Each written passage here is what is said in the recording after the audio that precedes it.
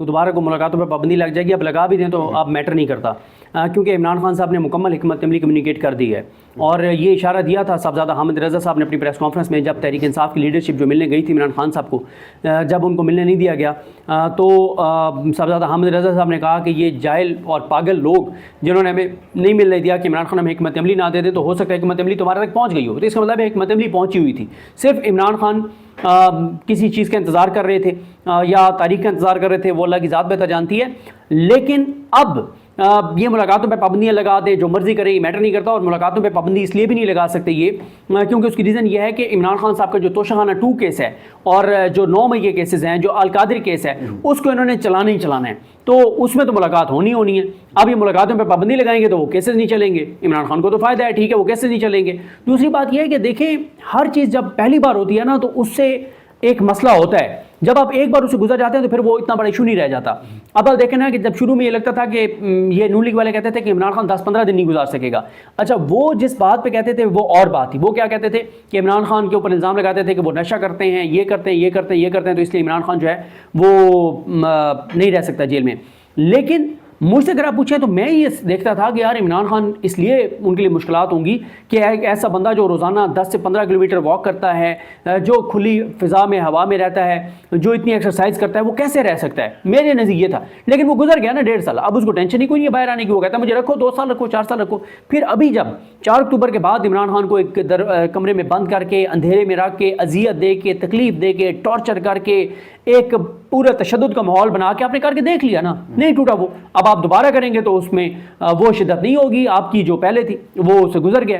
तो अब मुलाकात हो या ना हो, लगाएं मुलाकातों पर पाबंदियां, कुछ भी नहीं होगा। इसलिए कुछ नहीं होगा क्योंकि इमरान खान साहब ने पूरी हिकमत अमली अपनी जो है वो अपनी पार्टी के हवाले कर दी है। और इस वक्त जो है मामलात में जो देख रहा हूँ ना, वो पीटीआई से निकल चुके हैं। यानी अब पीटीआई के बाहर लीडरशिप मैटर नहीं करती, पीटीआई के वर्कर मैटर नहीं करते। मेरा ख्याल है कि इमरान खान जिस तरह से उनका पैगाम आ रहा है, अब वो पूरे पाकिस्तान को आवाज़ दे रहे हैं, पूरी पाकिस्तान को दावत दे रहे हैं। और अगर तहरीक इंसाफ ने अच्छे तरीके से ये माहौल बना लिया तो मेरा ये ख्याल है कि 2, 2.5, 3 लाख लोग भी निकल आए तो इस हुकूमत के लिए मुश्किलात खड़ी हो जाएंगी। और ये मैं आपको बता दूं कि ये 24 वाला एहतजाज हुकूमत गिरा पाए या ना गिरा पाए, लेकिन ये हुकूमत की कश्ती में एक ऐसा सुराख कर देगा 24 नवंबर वाला एहतजाज, कि उसके बाद इस हुकूमत के हर आने वाले दिन के साथ डूबती चली जाएगी।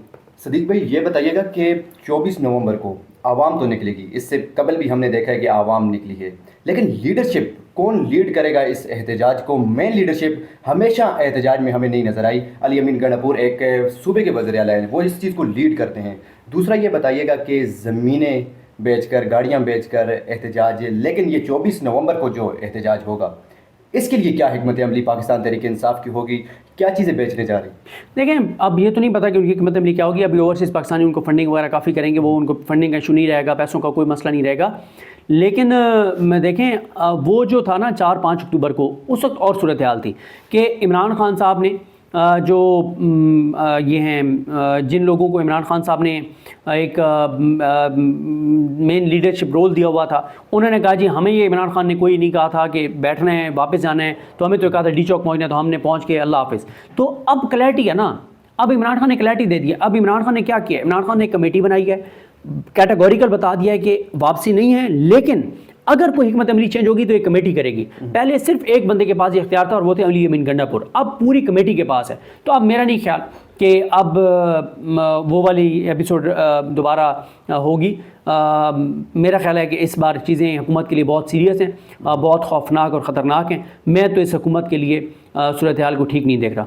ये बताइएगा सर कि 26वीं आईनी तरमीम के ख़िलाफ़ और लाकानूनियत जो मुल्क में बनी हुई है उसके ख़िलाफ़ ये एहतजाज हो रहा है, ये धरना है, कितने दिन ये जारी रह सकता है, कब तक ये जारी रहेगा? और ये जबरी गुमशुदगियाँ जो हो रही हैं इसके ख़िलाफ़ भी ये एहतजाज है। आप समझते हैं कि इस एहतजाज के बाद 26वीं आईनी तरमीम रिवर्स हो सकती है? अगर सिविल सोसाइटी, वकला का प्रेशर पड़ता है, आवाम का प्रेशर पड़ता है, तो तमाम तर जब ये चीज़ें इत्तेहाद में होंगी तो कुछ ना कुछ इसका तो इम्पेक्ट पड़ेगा। आप क्या समझते हैं? देखिए, एहतजाज से फ़र्क तो पड़ता है, अदलिये के ऊपर, जजेस के ऊपर फ़र्क पड़ता है, दबाव वो लेते हैं, ऐसा नहीं कि दबाव नहीं लेते।